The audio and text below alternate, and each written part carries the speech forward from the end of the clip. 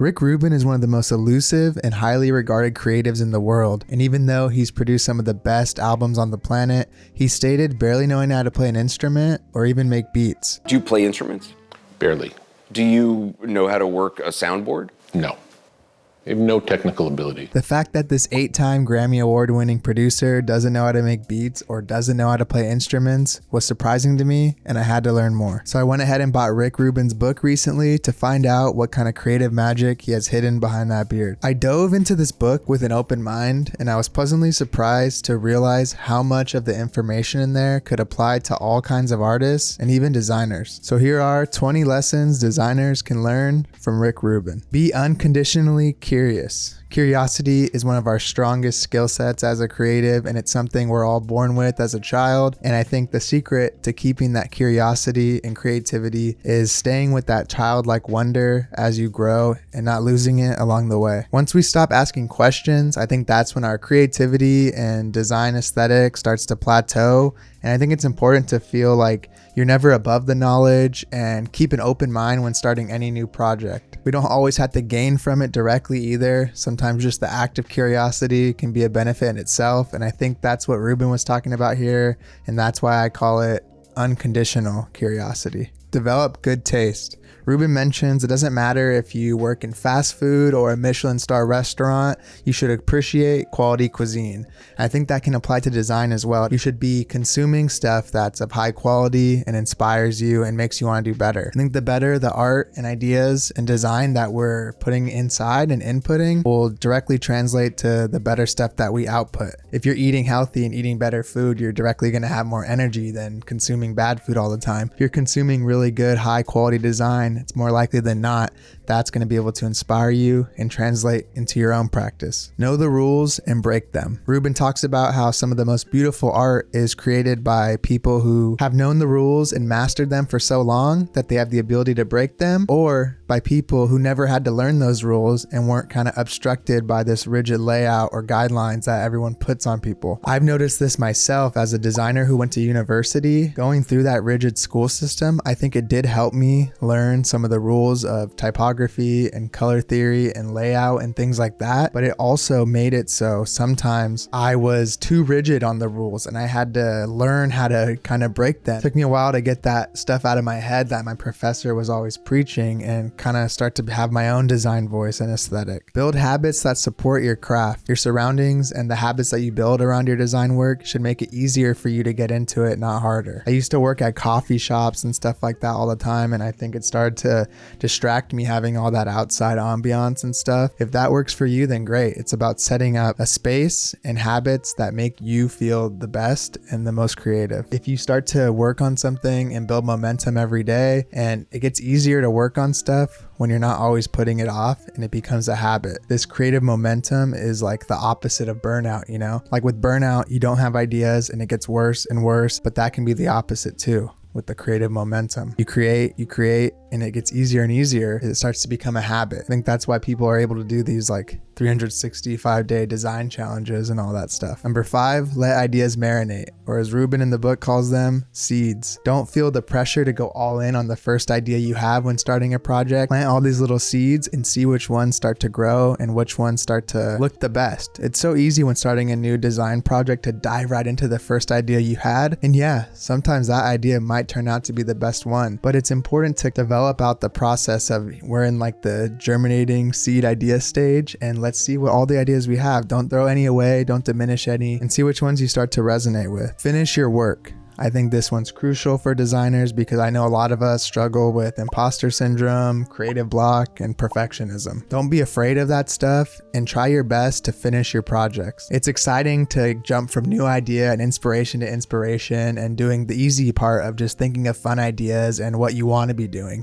But I think the most rewarding fulfillment in a design career actually comes from completing the work. There's something nice about seeing something all the way from that seed stage to the fully blossomed flower, or whatever you want to call it. Number 7, steal like an artist. I'm sure you've heard this all over online, and I think it gets misconstrued a bit. Most famously, an idea spoken also by Austin Kleon in his books. I think it's important when you're coming up for designers to copy and get inspired by people they look up to. And this doesn't mean, directly copy someone and profit off of it or anything, but it's okay to take inspiration from here and there. It's impossible to completely imitate or copy someone one of one. So even if you try your very best, it's still going to be a ripoff or a knockoff. Humans aren't robots, and it's not possible for us to 100% copy someone else's work. Unless this is like some AI stuff or something, I don't know. For myself, I was especially inspired by people like Saul Bass and Aaron Draplin. Aaron Draplin for his amazing work within logo design, typography, and brand identity, and then Saul Bass with his super distinct approach to poster design. It's cool how these two designers are in completely different styles and disciplines, and they both shaped the style and the type of designer I am today. Break the sameness. When working on a project in the same place and the same type of way for a while, Rubin talks about how the art can start to become stale and we need a new perspective or a new environment or something that helps freshen up whatever we're working on. So instead of adding a little bit to this one, I just wanted to give you some of the ways that Rick Rubin talks about for breaking the sameness. They are small steps: change your environment, change the stakes, invite an audience, change the context, alter your perspective, write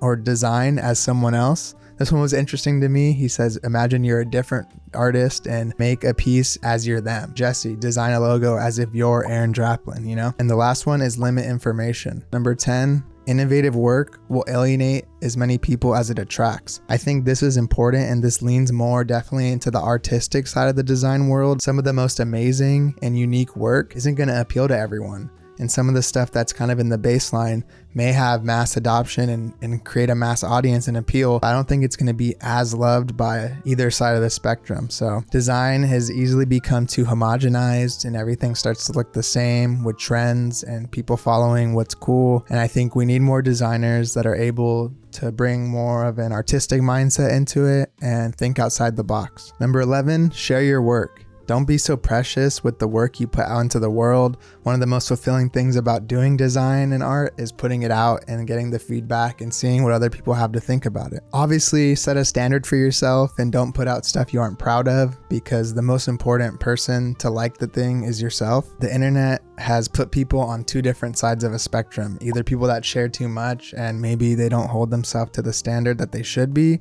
or people who don't share enough and they don't ever show the world what they have to offer. I think there's a good middle ground somewhere in there. And this is one of the reasons I hate working on client projects that have NDAs so much, because you work on something that's cool and you're proud of it and you have to wait so long to put it out, even if you ever get to put it out at all. I don't know, it's just kind of annoying, a little gripe I have. Number 12, restrictions breed creativity. This is similar to the idea I talked about with rules is, yeah, you want to break the rules, but sometimes having some kind of guidelines or restrictions that you're working within make you think outside the box and be the most creative. This is why I personally like working on series and things like that, because it takes away some of the decision fatigue of I can create anything and design anything I want in the whole world. I limit it to, we're only working on a poster, we're only using this color, or just some other kind of restriction. It helps you not worry about that part of it as much and get more creative with all the other elements and aspects that go into the design. Have an abundance mindset. Rick Rubin was really cool about speaking about this, how we shouldn't look at other creatives in our field as competition, but stuff that can inspire us and help us get our own projects in the future. If someone else is getting a cool opportunity or working on something cool, they aren't taking that away from you. There's an infinite amount of things that can happen, and it's a scarcity mindset to think that other people succeeding is going to hurt you. And you don't need to compete with your fellow designers or try to outperform them. It should inspire you, and we should be, working together to design and create and put cool stuff out into the world. Good art breeds more good art. Less is more. This is something that Rubin talked about a lot in the book, and I was really inspired by. His musical approach to stripping stuff away was really important, and it applied to a lot of ways I feel about design. And it reminded me of this quote that I heard before, and it was, I know something is done not when there isn't anything left to add, but when there's nothing left to take away. I also like to apply this ideology to how I present work to clients. The less options you give them shows that you're more confident and the ideas are stronger. If you give them too many ideas, they're probably going to start trying to mash them all together, and it's going to cause more revisions. So Less is more. Minimize distractions, something I've obviously talked about a lot, and I was super excited to see that Rick Rubin shares a similar approach to me with deep work and staying off technology and stuff like that. Enjoy what you're doing and be present in what you're working on without thinking about all the other stuff that's going on in the world. The importance of experimentation. Try new things outside of your comfort zone. When working on new projects, if you try 10 things and they all fail because you're experimenting, that's okay. That doesn't mean that you wasted time. That's just 10 things that aren't going to work now. It's okay for the design process to be iterative and learn and try new things. And I think we only get to the true place we want to and create the work that we're most proud of when we allow ourselves to experiment and kind of step outside the zone that we start to feel comfortable in. A sentiment that I really appreciate and share with Rubin's thought process is there is no failing. You either succeed or you learn. Don't wait for inspiration. You have to show up every day and do the work. And it's something about discipline like that is also freedom, because it gives you the freedom to create when you are inspired and you want to set yourself up to be ready for it. In the book, Rubin calls it lightning.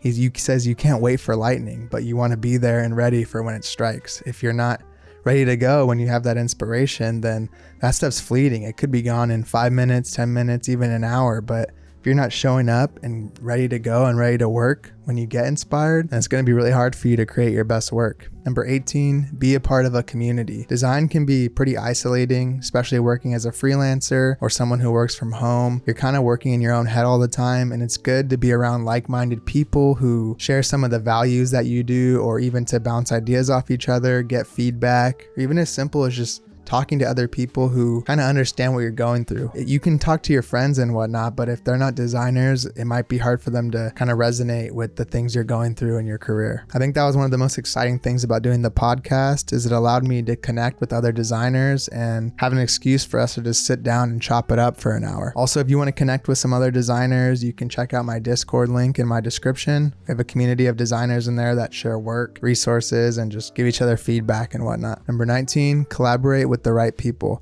I think it's not only important to work with others and have a community, but when you do collaborate with someone, it has to be someone who brings two different things to the table. I've noticed this even with collaborations I've done in the past. You would think that the best people to work with are someone similar to your design style, but it's actually quite the opposite. If it's two the same, it's hard to know who does what. That's why some of my favorite collaborations have been with Nyberg, because they do their cool custom type, and then I do the image manipulation and layout, and also Archfiend. They create awesome 3D art, and I'm able to do the graphic design elements around it. Last but not least, have fun and embrace play. Remember why you got into graphic design in the first place. This is supposed to be something that brings you joy and something that's fun, and some stuff can be hard and you can struggle with clients and whatnot, but you should be happy and find little elements within a project, no matter what, that you really enjoy. Create without expectations, experiment, and just allow yourself to be free in the work. Thank you for watching this video. If you enjoyed it, I highly recommend checking out The Creative Act by Rick Rubin. It's an amazing book, and I think all designers or any type of creative should read it. Also, I just want to say good luck wherever you are in your design or creative journey.